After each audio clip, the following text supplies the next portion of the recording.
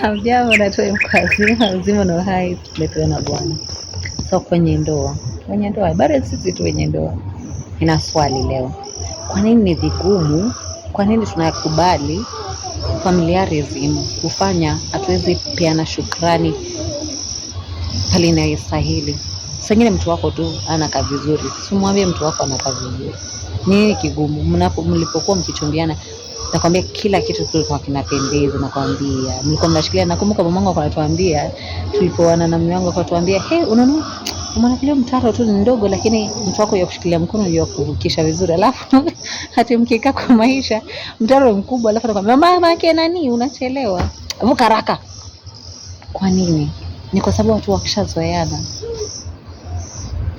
Unapokosa kufanya zile vitu ambavyo mlikuwa mnafanya mkichumbiana, mtakaa wa kawaida tu, mtakuwa mamake nani, babake nani, mtu fulani.